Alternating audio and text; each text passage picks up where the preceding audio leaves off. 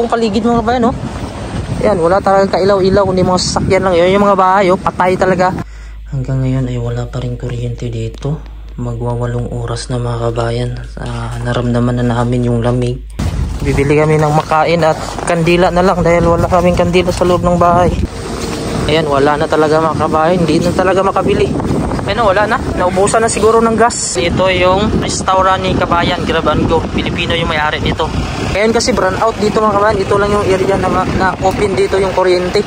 Tingnan natin sa loob. Napakadaming tao dito. Ayan. Hindi tayo makapasok. Ayan, o. Initin na natin to. Diskarte na lang mga kabayan kasi gutom na. Ito, dalawa ito mga kabayan para sa kasama namin Pilipino. Nandyan kasi sa kabila. Initin na natin to. Hello po, magandang hapon mga kabayan. Update ko lang kayo dito sa nangyayari sa Greenland. Hanggang ngayon ay wala pa rin kuryente dito. Magwawalong oras na mga kabayan. Naramdaman na namin yung lamig. Ito yung asawa ko, nakatulog siya. Ito na yung gamit namin ngayon, itong kumot. Kasi medyo mainit itong kumot. Pero dito sa loob ng kwarto namin talagang naramdaman na namin na parang nagmo-moist na. Tingnan natin yung labas mga kabayan. Ito yung itsura ngayon. Ayan yung alas 4 dito.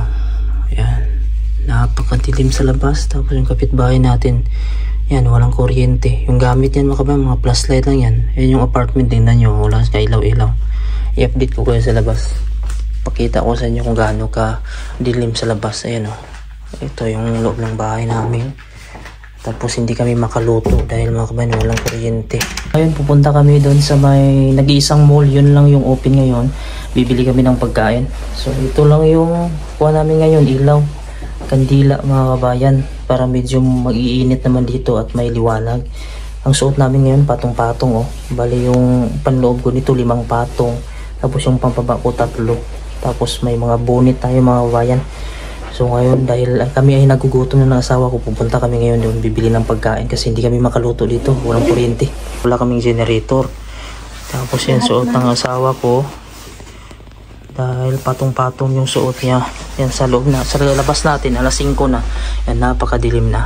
Kaya ngayon lalabas kami, bibili kami ng pagkain dahil hindi kami makaluto dahil nga walang kuryente. Ngayon pupunta kami ng Nook Center, nag-iisang mall dito. Bibili kami ng makain at kandila na lang. Ito yung update ngayon, no? Napakadilim. Mayroong may mga kuryente yan, hindi ba? May mga generator yan mga bayan. May mga generator at saka battery na extra. Yan dito. Napakadilim talaga. Walang kuryente. Oras natin dito ay alas 5 ng hapon. Ito yung itsura ngayon ng Greenland mga kabayan, no? Wala talagang kailaw-ilaw. Ito lang mga sasakyan. Pati traffic light nito hindi gumagana. Dito kami ngayon sa mall kanina kung saan kami bumili ng pagkain tanghali. Kaso parang sarado na siya. Tingnan natin ha, kasi ito lang yung pag-asa natin na makapainit tayo dito at makabili ng pagkain. Tara na ba? Ito yung buong paligid mga kabayan, no? Yan, wala talaga kailaw-ilaw kundi mga sasakyan lang. Yun yung mga bahay, oh, patay talaga. Mga Christmas light. Ha?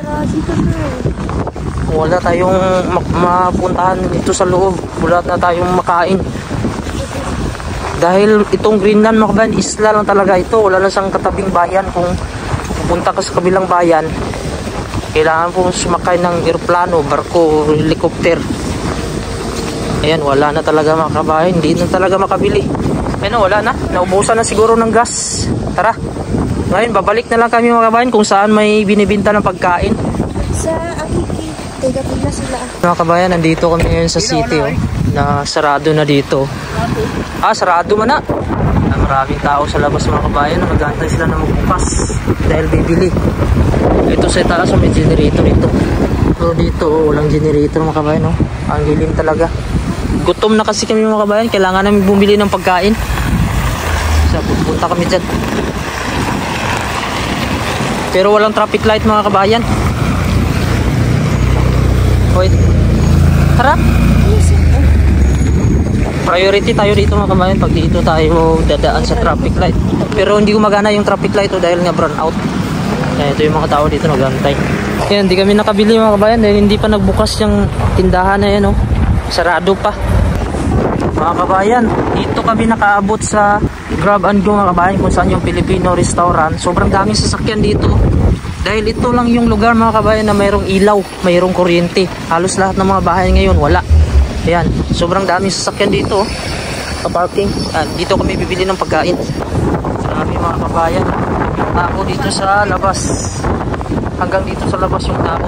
Dahil itong area dito mga kabayan halos puro walang kuryente. Ito lang na area dito. Hanggang dito yung tao sa labas. Tingnan mo naman oh. Ayan, napakadaming tao. Hindi tayo makapasok. Kabayan, ito yung restaurant ni Kabayan. Tingnan natin sa loob. Napakadaming tao dito. Ayan. Hindi tayo makapasok. Ayan o. Daming tao. Tara na. Balik na kami mga kabayan. Hindi kami makapwesto dahil maraming tao. Tingnan nyo naman yung sasakyan dito. Napakadami. Dahil nga, ito lang yung open dito ngayon. Ayan o. Yung Filipino restaurant yan. Grab and go. Ngayon, babalik kami sa sasakyan namin mga kabayan. Hindi kami makabili dahil napakadaming nakapila sa loob. Tapos gutom na halos yung mga tao. Ito lang yung may kuryente kasi dito. Ayan, sa town mga kabayan, walang kuryente. Wala na talagang pag-asa na makabili kami dito. Kaya ang gagawin namin, balik na lang kami nito. Maghahanap kami kung saan makabili ng pagkain. Sobrang dilim pa rin mga kabayan. Wala pa rin kuryente. Yung mga tao busy, labas-pasok. Kung saan yung may binibinta ng mga pagkain. Ayan, hanggang dito wala pa rin kuryente dito. Kababalik lang namin dito sa bahay, wala pa rin kuryente. Hindi pa rin kami nakabili ng pagkain dahil nga sarado yung mga bilihan. Mayroon doon open kaso ang daming tao. Ang haba ng pila. Paghahanap na lang kami dito yung butin na gagamitin namin magluto ng itlog. Na? May tao na uwan. Ito mga kabayan, gagamitin namin ito. Magluluto na lang kami ng itlog. Kasi yung misis ko gutom na. Ano, ganito kadili mga kabayan, oh, ang city, oh. Ang oras natin dito ay alas 6. Alas 6 na ng gabi dahil halos isang oras kami kanina pa ikot-ikot. Wala talaga kaming mabilhan ng pagkain. Mayroong isang open na mga kabayan doon kay Kabayan na restaurant, Pinoy restaurant. Kaso ang dami namang tao. Yan, ganito kadili mga kabayan, oh. Mayroong kuwan dito sa amin, may sa gilid ng bahay namin. Pero emergency light lang yan mga kabayan, battery lang yan. Mga ilang saglit lang, wala na din yan. Yan. May mga iba dyan, may mga ilaw-ilaw mga kabayan, pero emergency lang yan. Nakarating na kami dito sa bahay pero hindi kami nakabili ng pagkain. Wala pa rin kuryente, madilim. Mabuti mga kabayan, mayroon tayo nito butin. So ang gagawin ko ngayon, magluluto tayo ng itlog. Diskarte na lang dahil gutom na yung asawa ko. Ayan o, ito may itlog tayo. Tapos mayroon tayo ditong kawali. So diskarte na lang ang gawin natin.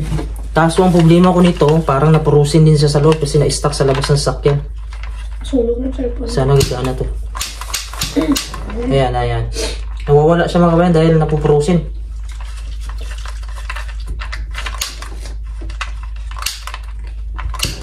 Ayan, magana na siya mga kabayan. Pero nawawala. Ayan. Uy, umilaw ka. Mamamatay. Tuloy. Sasakal siya dahil sa lamig. Yan, napa-andar na natin mga kabayan, no? Kaso medyo nawawala siya. Ang nakisayang. Ang gagawin natin, yan, initin na natin to. Diskarte na lang mga kabayan kasi gutom na. Kasi pagpipila pa kami doon sa labas mga kabayan, yung lahat ng mga tindahan halos mga kabayan sarado. Hindi sila nag-open. Dahil kanina pa nag-burn out mga kabayan. Alas 8 pa ng umaga mga kabayan pala, wala nang kuryente. Tapos ngayon oras dito ay alas 6 na ng gabi, so ilang oras na. Mayroon naman iba may mga kuryente ng mga bahay mga kabayan pero kukunti lang. Mayroong iba may mga generator sila pero hindi halos lahat. Ang problema dito hindi kami makaluto. Pag bibili kami ng pagkain mga kabayan, mahirap din bumili dahil sarado ng mga tindahan. Mayroong iba bukas pero ang daming tao tapos sobrang lamig.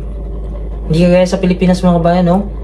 Pagka brown out sa mall, pwede kang pumasok, pwede kang makakain. Tapos may mga solar na din sa atin.